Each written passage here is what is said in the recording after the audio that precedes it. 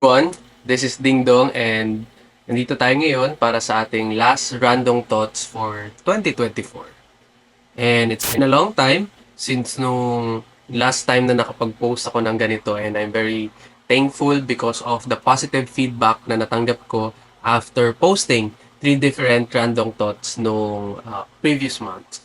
Very excited to salubungin ang year 2025. Empathy is the ability to understand and share the feelings of another person. It is putting yourself in someone else's shoes so that you can understand how it feels and ano yung tumatakbo sa isip ng taong yun. Mas natitrain tayo how to be kind, how to be true to ourselves, and at the same time, understanding yung situation ng isang tao na maybe nakakausap natin, nakakasama natin, or maybe part ng family natin. The first one is be mindful when it comes to the different emotions. Kumbaga, marami sa atin naka-experience nitong Christmas and ngayon darating na celebration ng New Year na hindi kasama yung family nila, or maybe wala na yung family member nila. Meron din na nawala ng friends or nawala ng work. Iba-iba yung take natin or yung approach natin, and ito yung mga times na nasisenti tayo kasi yung iba masyadong masaya or they share their happiness, tapos may mga tao na nagkukulong or they feel loneliness. So dapat be mindful na hindi lahat, 'di ba, nagmi-mirror yung emotions natin sa kanila. Not everyone feels like celebrating. So we have to also understand na hindi sa lahat ng pagkakataon porket gusto natin ay gusto na ng lahat. The second one, give your presence, not just presents. Hindi naman lahat ng tao materialistic. Some people, ang gusto lang naman nila is yung company, yung merong makikinig sa kanila, meron silang mapagbubuhusan nung nararamdaman nila, or maybe maiintindihan yung mga bagay na gusto nilang gawin.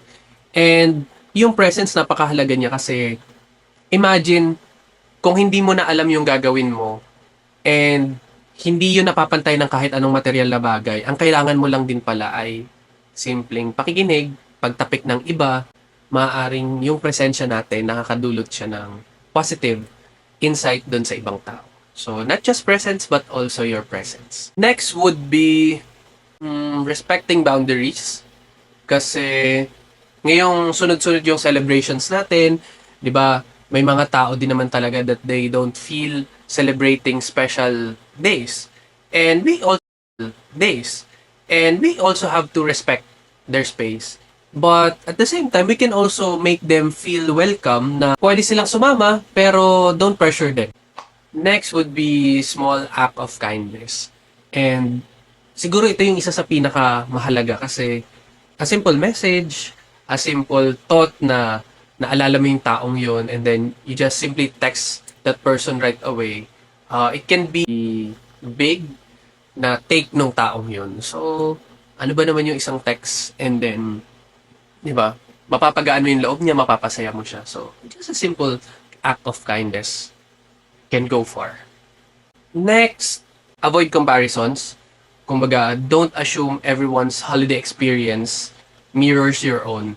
Kumbaga, hindi naman sa lahat ng pagkakataon kung ano yung na-experience mo, na-experience din ng iba.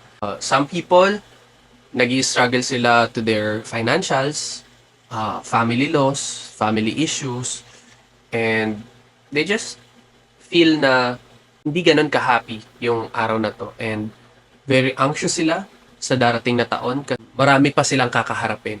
So just be mindful when it comes to approaching someone.